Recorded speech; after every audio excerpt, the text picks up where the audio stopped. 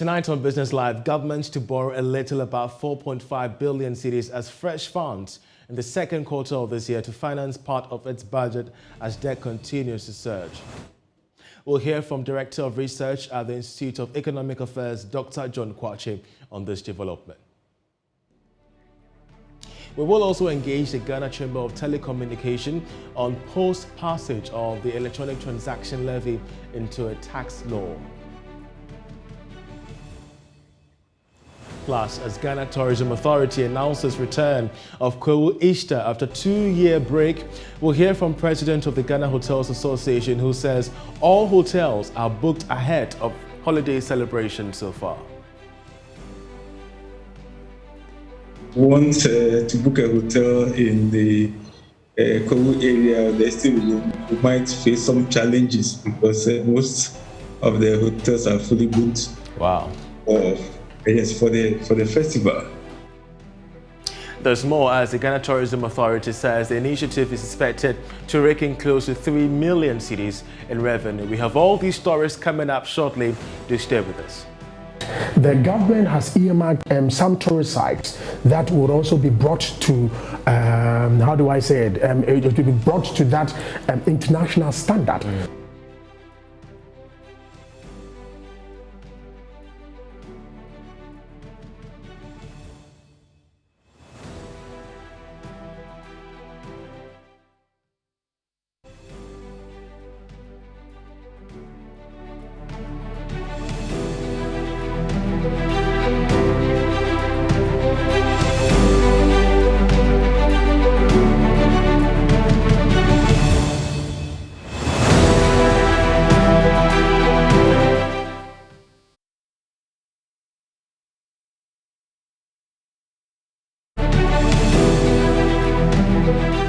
Well, you're welcome back to Business Live with me, Charles Ayitey. Government will borrow a little about 4.5 billion cedis as fresh funds in the second quarter of this year to finance part of its budget.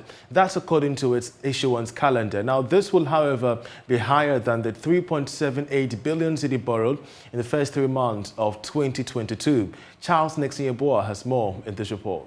Entire 4.5 billion cedis is expected to be mobilized from the domestic market.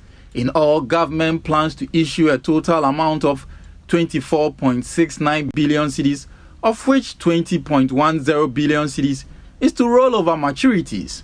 Chunk of the monies to be borrowed will come from the 91-day and 182-day treasury bills, whilst the 3 and 6 months bill will be issued weekly. The 1-year bill will be issued bi-weekly. There will also be some issuance of medium to long-term bonds.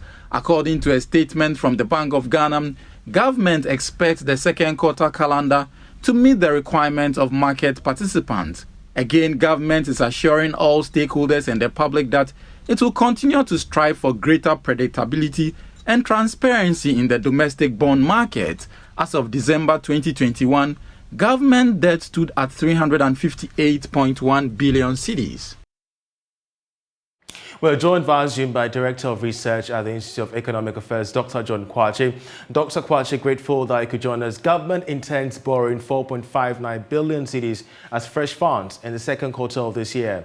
Though it is pursuing an austere or tight spending budget, it appears the spending spree is continuing because of the new funds, irrespective of the fact that government will have to finance the deficit. How do we bring down the high debt, situation we find ourselves in? Okay, thank you. Can you hear me? You're loud and clear, Doc. Okay. Well, the government has a program for the year, the budget program and the financing also for the year. Even though the government has introduced some expenditure cuts and then revenue, measures, I heard the finance minister say that the budget deficit for the year will remain the same, at least the projection of 7.4%. So I expect that the borrowing that had been planned for the year will also be the same, will be kept. And therefore, so you spread it quarterly for the year. So I believe that is what they are going by. I don't think that what they have issued is in excess of maybe what they have planned already. Maybe this is what they had planned already, and certainly it's going to add on to the debt. You see, the debt certainly will have to go up before it comes down. I mean, over the medium term. That's what you expect. In other words, our expectation is that you don't add on, too quickly to the debt, so that over the medium term, you can bring it, slowly, progressively down.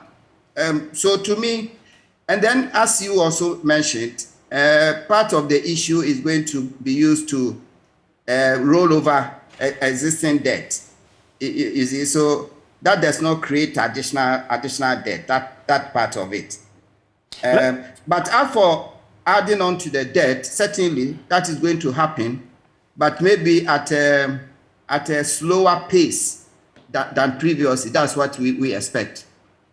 Let's talk about debt sustainability, because we've had several economists call for some sort of prudence, measures to ensure that rising debt levels are, if not, streamlined, reduced marginally.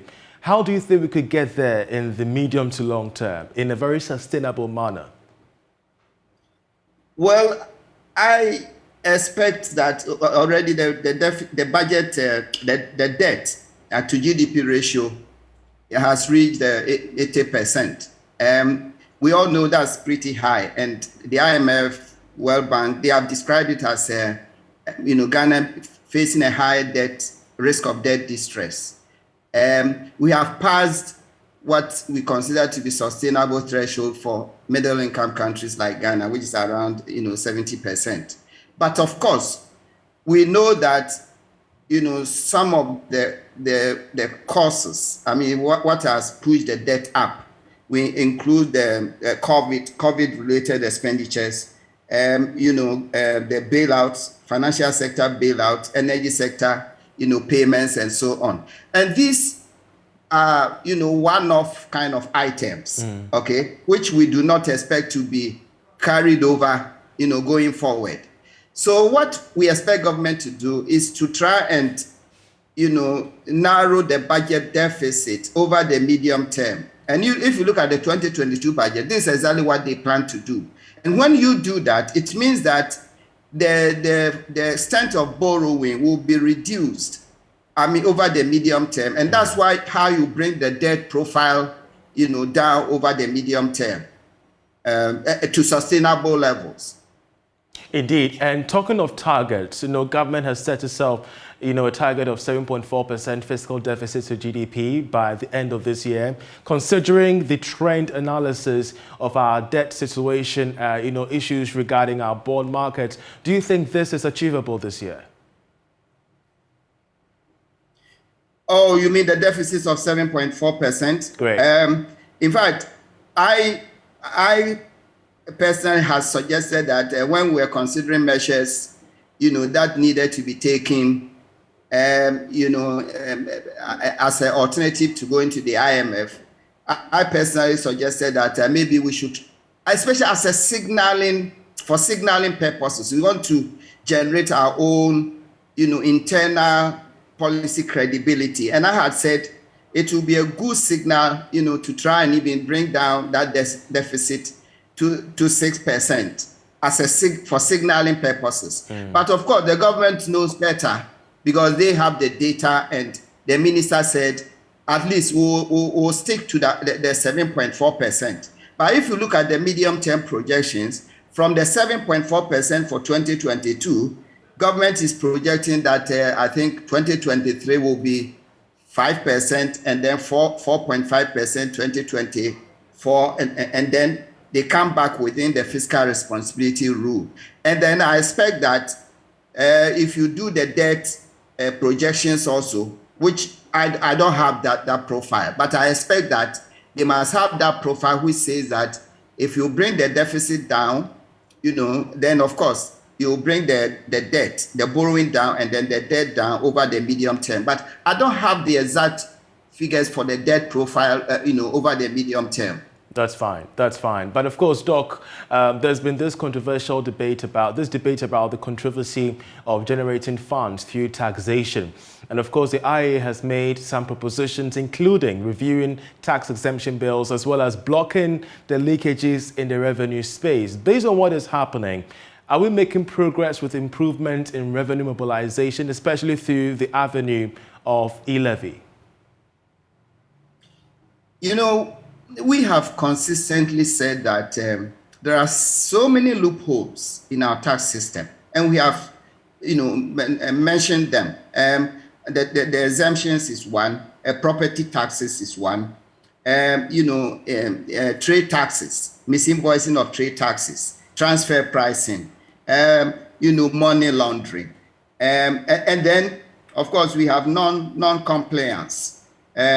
It's also another area, and there's been estimates, projections that say that if all these loopholes were to be plugged, we could add something like 10 percentage points, to the current, our tax to GDP ratio, which hovers just around 12%.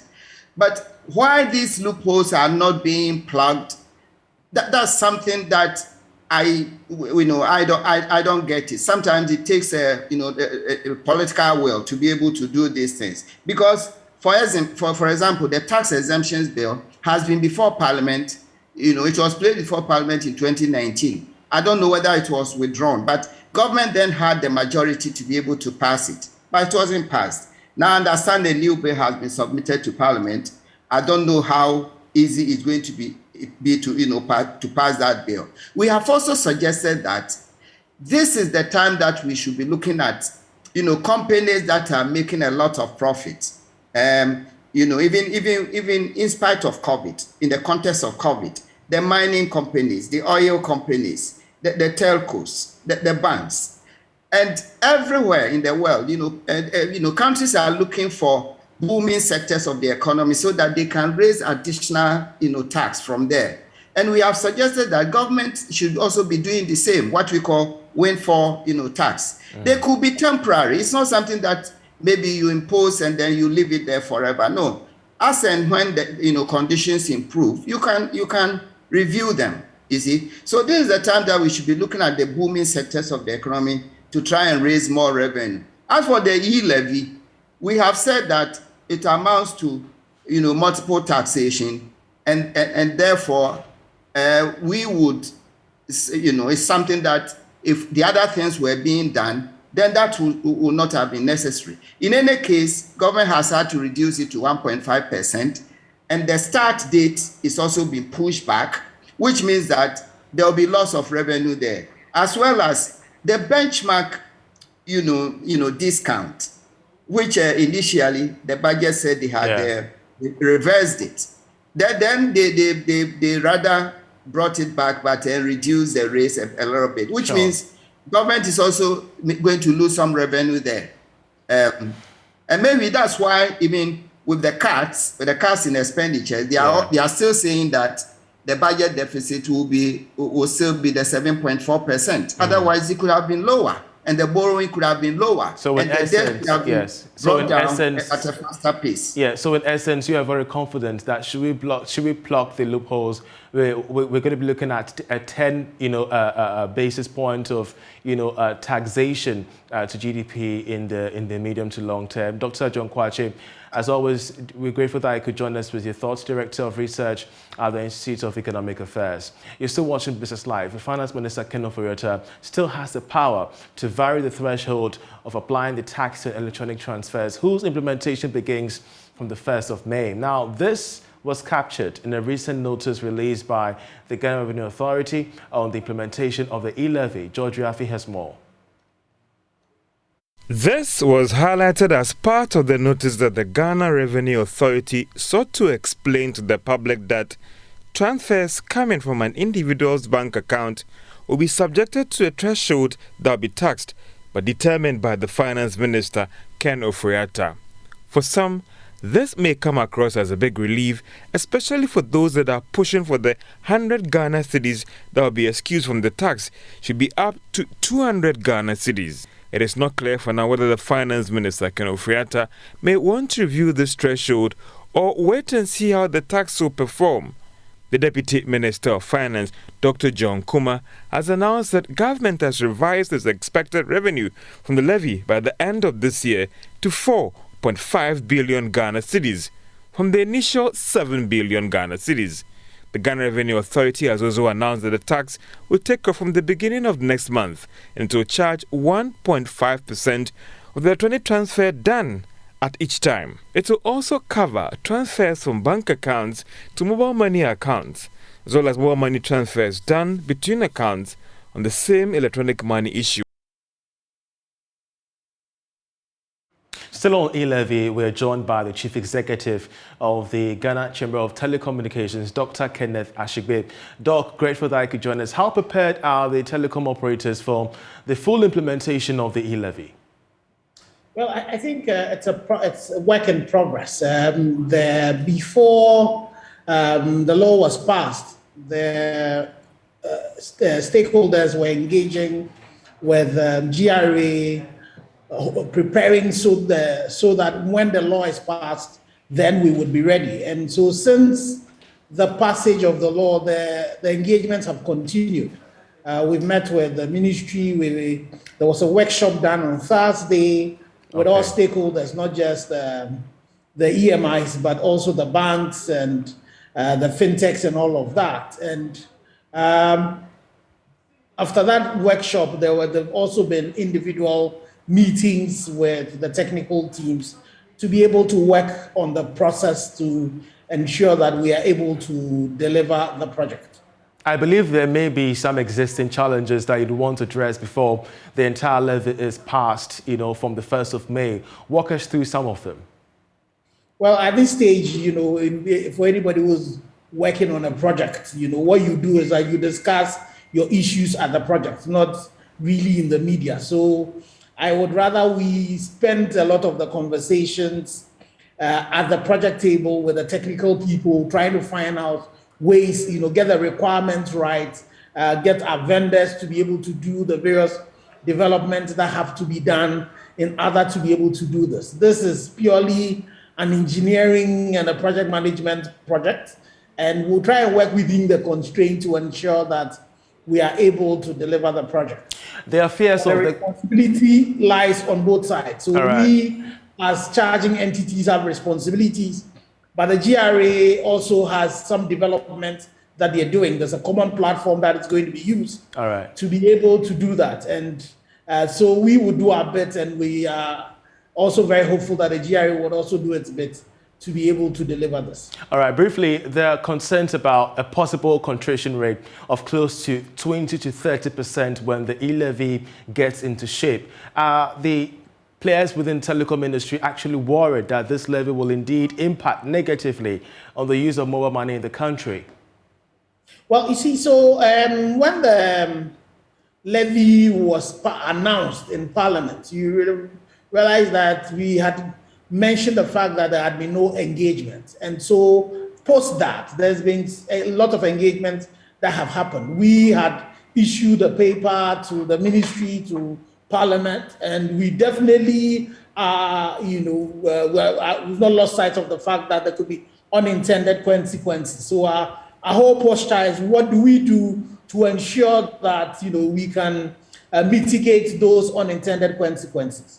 You have the examples of what happened in countries like Uganda, Tanzania, in other places where, this kind of taxation has been passed, and we know how the impact has been. So government has taken some of the suggestions, recommendations we have made. Not all of them have been taken. What were some of the recommendations? So, well, definitely the reduction in the rate was some of them. The issues of merchants.